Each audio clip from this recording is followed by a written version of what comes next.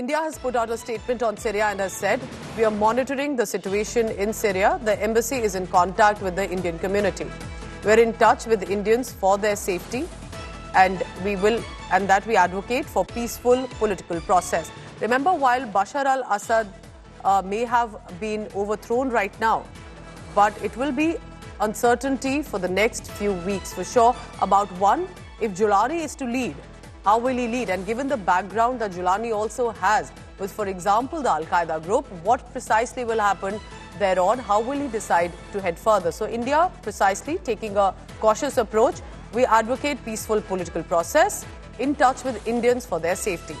I want to go across to India Today's managing editor Gaurav Sawant joining me. Gaurav, so of course India would be watching cautiously, and I believe we have had a friendly relationship with Syria over the past few years, civilizational, historical, cultural. How are we going to look at this directly, specifically with regard to life of Indians who are residing in Syria?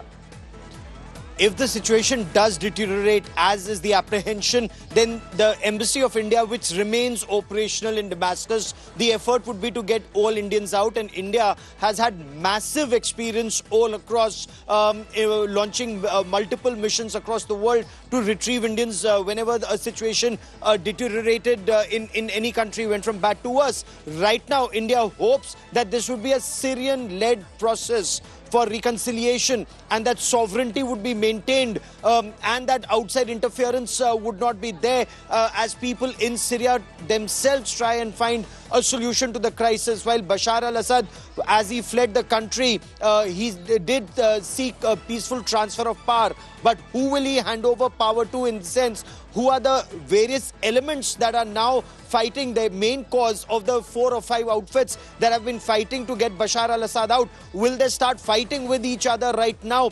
Some of them remain on American target. At the same time, many argue have taken deep state help in ousting Bashar al-Assad. And the bigger situation right now that's emerging, the Israeli forces are already inside the southern part of Syria. They've already occupied the no man's land along the Golan Heights, and they're moving in deeper to create a bigger buffer zone to ensure that part of Israel, the northern part of Israel, is kept safer from southern Syria. But the apprehension is, should the situation deteriorate in the weeks and months ahead, then whichever is the first line of defense would be directly in the line of fire of these radical Islamist outfits that are now controlling the country. So very, very precarious situation that India is waiting, watching. The embassy remains operational should there be a need to evacuate Indians. But India hopes that there would be a resolution which would be a Syria-led resolution.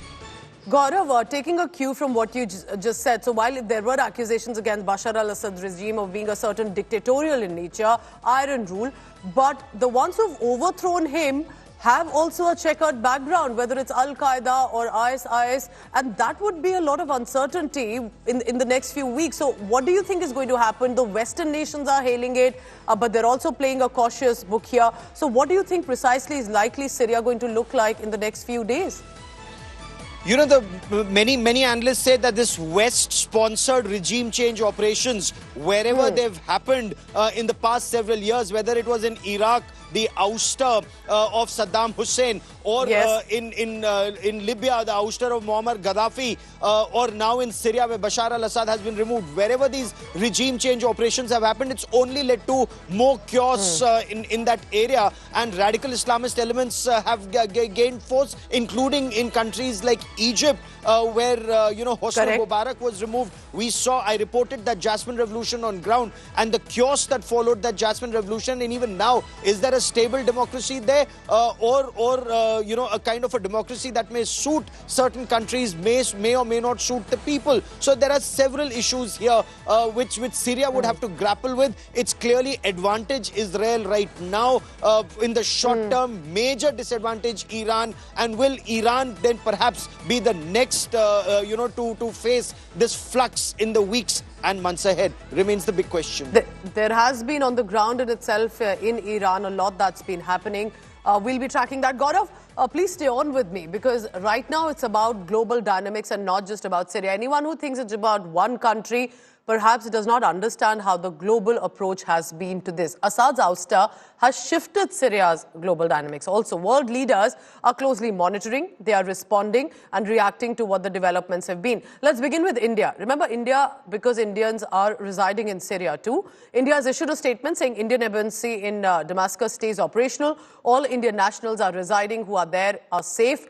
But global leaders, including, for example, US President for now, Joe Biden, US President-elect Donald Trump, French President Emmanuel Macron, Israeli Prime Minister Benjamin Netanyahu and British Prime Minister Keir Starmer praised Assad's downfall, calling it a victory of Syrians. Meanwhile, Trump has also said that America should not be a part of this mess.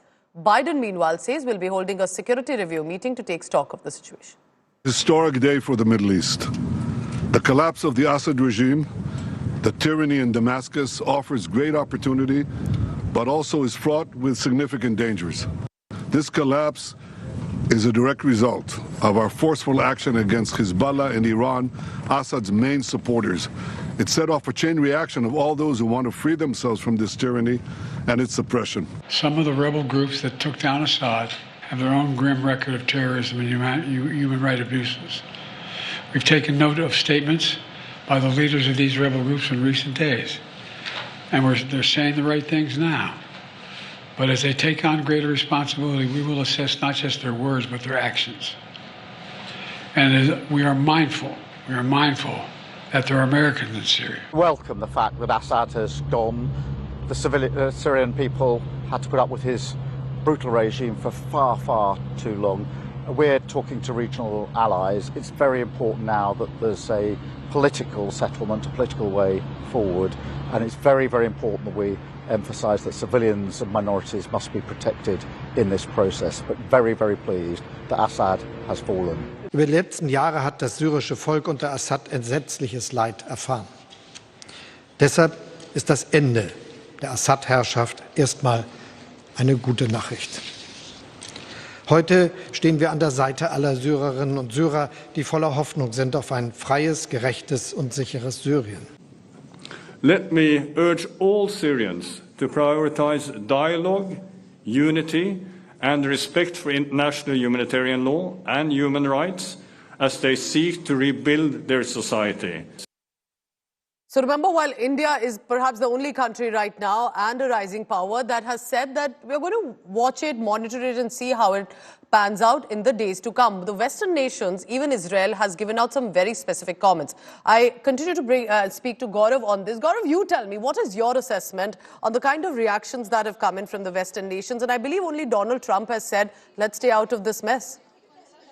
And Donald Trump is speaking, which is a big departure from the line that America and other NATO partners have taken. So who's hailing this? America under Joe Biden is hailing this. NATO partners are hailing this. Israel is hailing this. And Israel has reasons because Israel wants a weakened Iran. And Iran, Iran's a Shia Muslim country. Bashar al-Assad was a Shia Muslim president of Syria. And right now you'll have there's an apprehension that there could be sectarian violence, there could be massive Shia-Sunni trouble that could break out. The Al-Qaeda, the other organizations, the Islamist organizations that are now completely in control of Syria could try and carry out, barbaric attacks on Shia Muslims in Syria. That's one major apprehension. Point one. Point two, who will then lead the new regime, whichever regime takes over? Who will be, controlling this regime? It's an ancient civilizational state that has been targeted, that's now been brought down. But what next? Will it lead to more chaos like the chaos that followed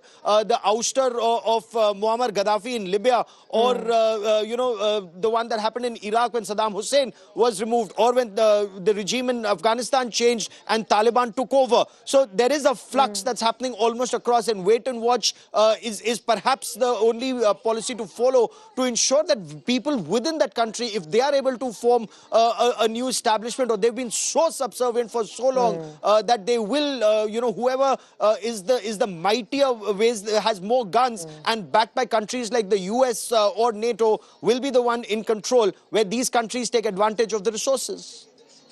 Gaurav, but going by the experience that we've seen, whether it's Afghanistan, Iraq, Libya, it hasn't really turned out better, so to say, in the manner in which the governments were overthrown. So it'll be interesting to see what happens to Syria here on.